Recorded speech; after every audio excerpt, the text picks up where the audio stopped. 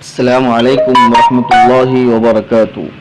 محترم ناظرین کرام، امید ہے بخیر ہوں گے، اللہ آپ کو خیر و عافیت سے رکھے۔ ناظرین، آج ہم بات کریں گے تیمارداری کے متعلق، بیمار کی عیادت کو لے کر، کہ جو بندہ بیمار کو دیکھتا ہے، عیادت کرتا ہے، تیمارداری کرتا ہے، اس کے لیے آپ صلی اللہ علیہ وسلم نے کیا فضیلت بیان کی ہے اور بہت پیاری، بہت اہم نصیحت بیان فرمائی ہے آپ صلی اللہ علیہ وسلم نے تیمارداری کے لیے، کہ جو بندہ بیمار کی عیادت کرتا ہے تو 70,000 فرشتے اس کے لیے دعائے مغفرت کرتے، رحمت کی دعا کرتے ہیں، مغفرت کی دعا کرتے۔ اور آپ صلی اللہ علیہ وسلم نے فرمایا کہ جنت میں اس کے لیے ایک باغ مقرر کر دیا جاتا ہے۔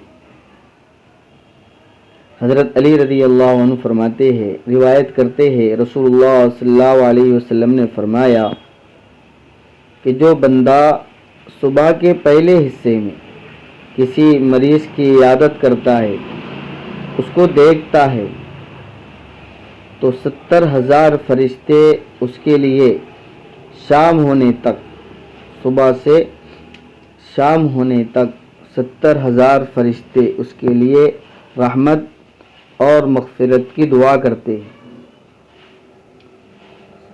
شام ہونے تک 70,000 فرشتے۔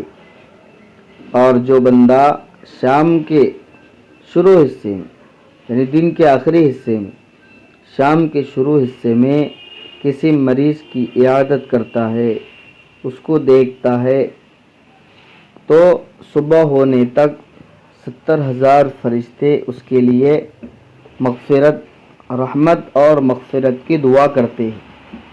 یہ بڑی فضیلت ہے آپ صلی اللہ علیہ وسلم کی، آپ صلی اللہ علیہ وسلم نے بیان فرمائی ہے مریض کو عیادت کرنے پر۔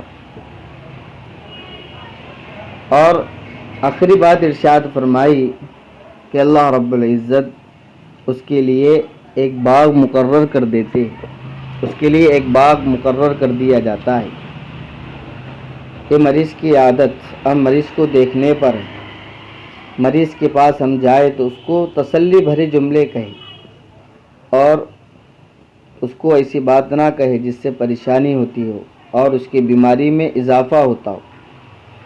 مریض کے پاس بیٹھ کر اسے تسلی دے۔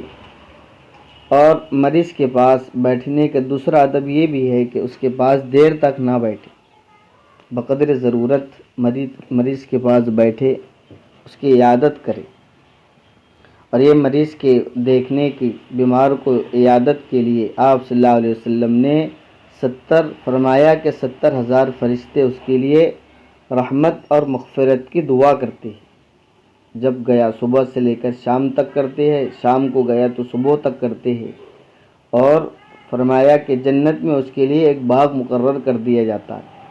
ایک تو اپنے بھائی کی عادت کے لیے جا رہے ہیں اور آپس کے اندر محبت، الفت پیدا ہوتی ہے، اور دوسری چیز آپ صلی اللہ علیہ وسلم نے آخرت کا سودا بھی بیان کر دیا کہ 70,000 فرشتے اس کے لیے دعائے مغفرت کرتے رہتے ہیں۔